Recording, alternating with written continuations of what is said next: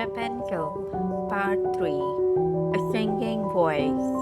By then, Rapunzel's hair had grown very, very long.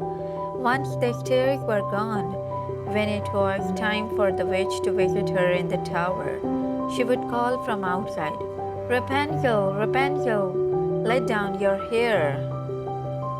Rapunzel would throw her long blonde braid out of the window.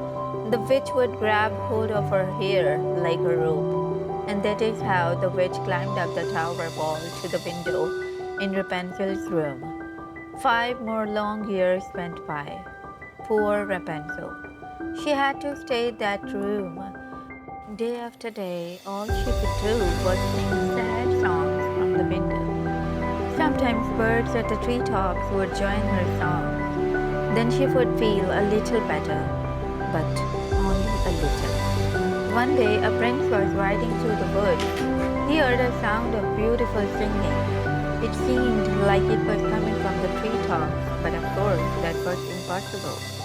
He rode closer to the sound, and at last was standing before the tower. "This is odd," he said, looking around the base of the tower. "There is no door to get in, yet someone is singing at the very top of the tower. How does anyone get in or out?" The singing enchanted him, and the prince found himself returning to the tower each day. Who was this young woman, and why was she there every day? One day, when the prince rode up to the tower, he saw an old woman standing at the base of the tower. He jumped behind a tree to hide. He heard the witch call out, "Rapunzel, Rapunzel, let down your hair." A long blonde braid was thrown out from a window at the very top. The old woman grabbed onto the braid and climbed to the window at the very top of the tower. "Aha!" thought the prince. "So that is how it's done." He waited. After a bit, the braid was thrown out the window again. The witch climbed back down the tower wall. Then she left. The prince waited some more. He stepped up to the tower. In a voice that sounded as much like the witch as he could, he called out, "Rapunzel, Rapunzel, lay down your hair." In a moment, the same long blonde braid came out of the window. "It works," thought the prince.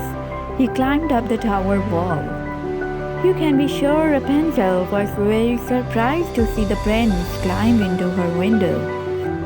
She had never seen a person up close before other than the witch, much less a man. "Who are you?" she said in a fear. "Do not worry," said the prince. "I'm a friend." "I don't know you," said Rapunzel. "I feel as if I know you," said the prince.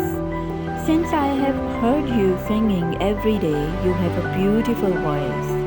I love it when the birds sing with you too." "You know about that?" said Rapunzel. "It may be the only thing I like, since I have no choice but to stay here in the same old tower, day after day, my whole life long." Rapunzel told the prince about the witch. She told him that since the world was such a very bad place, she must always stay in the tower room. "But the world is not as bad as all that," said the prince. He told Rapunzel about flowers and festivals, gardens and games, puddles and puppies, strawberries and secrets. She was fascinated. And so many hours went by. At last, Rapunzel said to the prince, "You must go. The witch may come back at any time." "Very well," said he, "but I will be back tomorrow."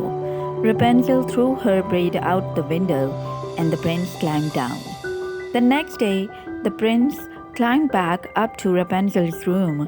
He said, "I have a surprise for you." He had brought her a basket of strawberries, and she tasted a strawberry. Rapunzel thought, "What I was told is not true. The world can be a very fine place. What else is there that I am missing?" She said to the prince, "I must get out of this tower as soon as I can." But how?